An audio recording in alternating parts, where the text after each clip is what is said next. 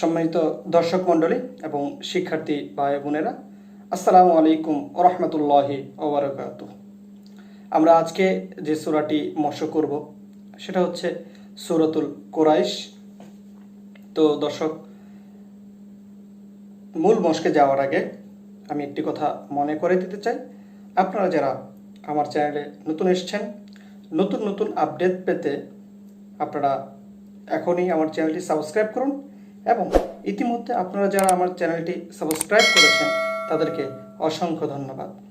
তো দর্শক, তো চলুন আমরা আমাদের মূল মশকে চলে যাই। আমার সাথে সাথে আপনারা প্র্যাকটিস করুন। আমি যেভাবে যে গাইডলাইনগুলো দিচ্ছি সেটা ফলো করুন। আশা করি আপনারা খুব সহজেই সূরাতুল কুরাইশ সহিহ এবং শুদ্ধভাবে শিখতে পারবেন ইনশাআল্লাহ। আউযু বিল্লাহি মিনাশ শাইতানির রাজীম। বিতাড়িত শয়তান থেকে আল্লাহর কাছে আশ্রয় চাই।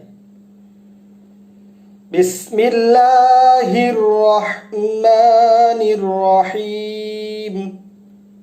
পরম করুণাময় ও অসীম দয়ালু আল্লাহর নামে শুরু করছি। তো দর্শক, প্রথমে আমরা আস্তে আস্তে সূরাটি মশ করব, তারপর আয়াতটি পুরো একবারে আমরা তেলাওয়াত করব। তো দর্শক, লক্ষ্য করুন কোন হরফ আমি কিভাবে উচ্চারণ করছি, কিভাবে পড়তে হবে ভালোভাবে লক্ষ্য করুন, তাহলে আপনাদের জন্য খুবই সহজ হয়ে যাবে আশা করি। লিইলাফি কুরাইশ। তো দর্শক, লক্ষ্য করুন এই আয়াতটি কিভাবে পড়তে হবে।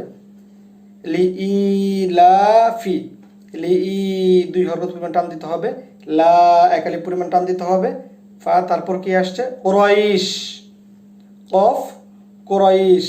দর্শক, একটা জিনিস লক্ষ্য রাখবেন, ইয়া সুকুন এবং ওয়া সুকুন তার আগের হরফ যদি জবর হয় সেক্ষেত্রে আমাদেরকে 2 হরকত 4 হরকত বা তার চেয়েও বেশি টান দিতে হয়। তো দর্শক, লক্ষ্য করুন পুরো আয়াতটা আমরা কিভাবে পড়ি, ভালোভাবে মনোযোগ দিয়ে লক্ষ্য করুন, তাহলে আপনারা এখানেই শিখে যাবেন ইনশাআল্লাহ আশা করি।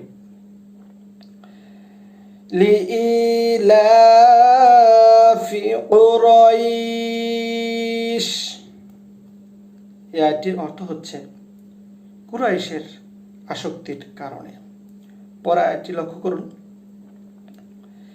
ইলাফিহিম রিহলাতাশ শিতাই ওয়াস-সাইফ।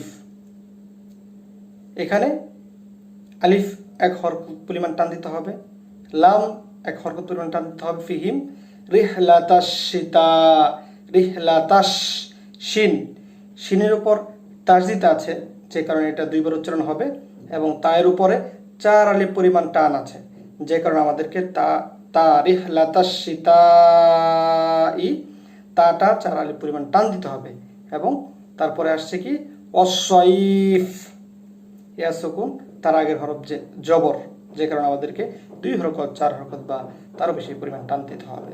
তো দর্শক, লক্ষ্য করুন পুরো আয়াতটি আমরা কিভাবে পড়ি।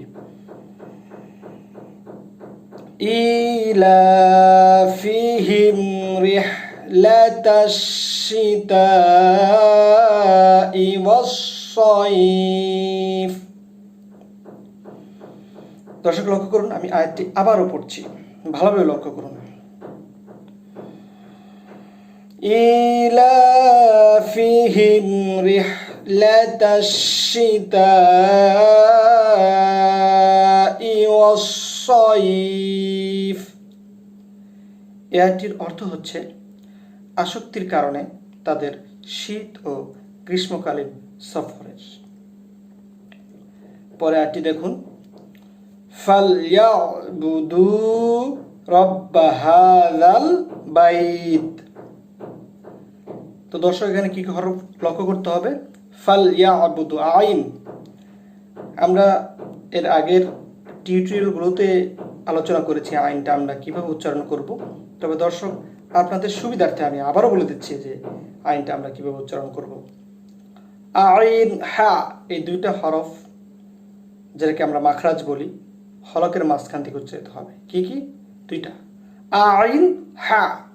কিভাবে আমরা উচ্চারণ করব? আইন হা বুদু, 2 হরকত পরিমাণ টান দিতে হবে, কারণ ওয়াও সুকুন তার আগের হরফ পেশ আছে, যে কারণে এখানে আমাদেরকে টান দিতে হবে। রব্বা হাযাল বাইত, একইভাবে ওই রুলসে আমাদেরকে টান দিতে হবে। তো দর্শক লক্ষ্য করুন আমরা কিভাবে পুরো আয়াতটি পড়ি। ফালইয়াবুদু রব্বা হাযাল বাইত। এই আয়াতটির অর্থ হচ্ছে অতএব তারা যেন ইবাদত করে ওই ঘরের পালনকর্তার। পরে আয়াতটি লক্ষ্য করুন। আল্লাযী আত'আমাহুম মিন জু' ওয়া আমানাহুম মিন খাউফ। তো দর্শক লক্ষ্য করুন এখানে আমাদের কি কি হরফ দেখতে হবে এবং কোথায় কি পরিমাণ টান দিতে হবে। আল্লাযী, এখানে 3 আলিফ পরিমাণ টান দিতে হবে। 3 আলিফ পরিমাণ টানের সাইন আছে, যে কারণে আমাদেরকে 3 আলিফ পরিমাণ টান দিতে হবে। তারপরে আসছে কি আত'আমাহুম, ত ত ত আত'আমাহুম, আইনটা আমরা আগেই বলছি কিভাবে উচ্চারণ করব। আত'আমাহুম মিন জু', এখানে মিমের উপর তাসদিদ আছে, যে কারণে আমাদেরকে 2 হরকত পরিমাণ নাকের বাঁশ দিয়ে গুণনা করতে হবে, কারণ এটা ওয়াজিব গুণনা। মিন জু', একইভাবে ওয়াও সুকুন তার আগের হরফ পেশ আছে, যে কারণে এখানে আমাদেরকে টান দিতে হবে। পরে দেখুন ওয়া আমানাহুম, আলিফের উপর এক আলিফ পরিমাণ টান আছে, যে কারণে আমাদেরকে 1 আলিফ পরিমাণ টান দিতে হবে। ওয়া আমানাহুম মিন খাউফ, একইভাবে মিমের উপর তাসদিদ আছে, যে কারণে আমাদেরকে ওয়াজিব গুণনা করতে হবে, 2 হরকত পরিমাণ টান দিতে হবে। এবং খাউফ, ওয়াও সুকুন তার আগের হরফ পেশ আছে, যে কারণে আমাদেরকে জবর আছে, যে কারণে আমাদেরকে টান দিতে হবে। লক্ষ্য করুন দর্শক আমি পুরো আয়াতটি কিভাবে পড়ি।